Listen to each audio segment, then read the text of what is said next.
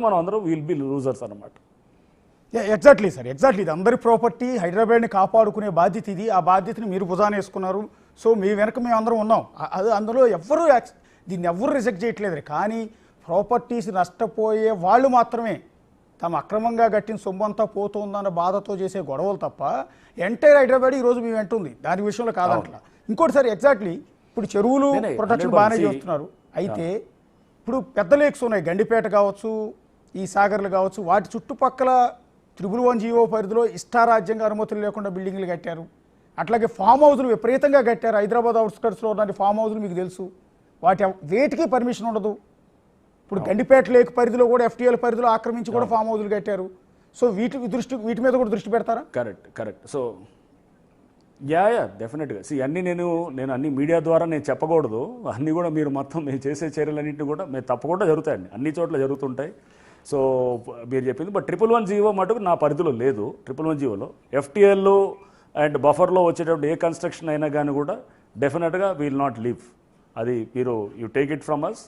And రేపు అట్లాంటిది వస్తే కనుక will be very very harsh అండి. దాంట్లో వెరీ ఫర్మ్గా ఉంటాము, వెరీ హార్ష్గా ఉంటాం, అండ్ రూత్లెస్గా విల్ గో ఫర్ డిమాలిషన్స్ అనమాట. ఈరోజు చూస్తే గండిపేట లేక్ లోపల వరకు వెళ్ళిపోయారండి ఫామ్ హౌస్లు కట్టి. అక్కడ చూస్తే చాలా బాధేస్తుంది. కరెక్ట్. ఒకప్పుడు గండిపేట లేక్ ఎక్కడ దాకా ఉండేది. మీకు ఇంకోటి ఏం చెప్పాలంటే అశోక్ గారు, విచిత్రం ఏంటంటే ఇప్పుడు ఈ బిల్డింగ్స్ సపోజ్ మీరు అంటున్నారు గండిపేట చుట్టూ, హిమాయత్ సాగర్ చుట్టూ చాలా వచ్చాయి అంటున్నారు. కరెక్ట్, అది 100% అక్కడ చాలా స్ట్రక్చర్స్ వస్తున్నాయి. దానికి ఏంటంటే ఇప్పుడు ఒక నాలా ద్వారా వచ్చేసి ఆ సీవేజ్ ఏమైనా డ్రైనేజ్ ఇదంతా వస్తుంటుంది కదా, అది STP పెట్టి ట్రీట్ చేసి వదులుతారు. అది డ్రింకింగ్ వాటర్ సోర్స్ అండి. అది ఇప్పుడు మనకి ఉస్మాన్ సాగర్ కానీ హిమాయత్ సాగర్ కూడా one of the source. But అది కాకుండా పక్కన చాలా బిల్డింగ్లు అనాథరైజ్గా కట్టారు పర్మిషన్స్ లేకుండా. అవన్నీ బాత్రూంలో కానీ టాయిలెట్స్లో వాటిని కూడా దానికే వదులుతుంటారు అన్నమాట. ఏది ఈ పర్టికులర్ చెరువులోకి వదులుతుంటారు. అంటే ఇది మనం డ్రింకింగ్ వాటర్ సోర్స్ అనమాట.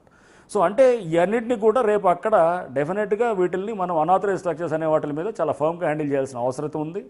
ఇక్కడ అంటే ఇదనే కాదు, అన్ని చెరువుల దగ్గర అవన్నీ ఏదైతే ఎఫ్లూయెంట్స్ అన్నింటిని కూడా దాంట్లో వదులుతూ, మన హుస్సేన్ సాగర్ మనం చూసాం వాటర్ ఎలా ఉండదు. ఇప్పుడు గండిపేట ఎట్లా ఉంది. నేను అమీన్పూర్ వెళ్ళాను. అమీన్పూర్ వెళ్తే మన 2 రోజుల క్రితం ఎంత బ్యూటిఫుల్ లేక్ అసలు. నేను అక్కడ బర్డ్స్ని చూసి ఫస్ట్ అక్కడ రాళ్ల మీద చూసినప్పుడు బర్డ్స్ నేను బొమ్మలే అనుకున్నాను.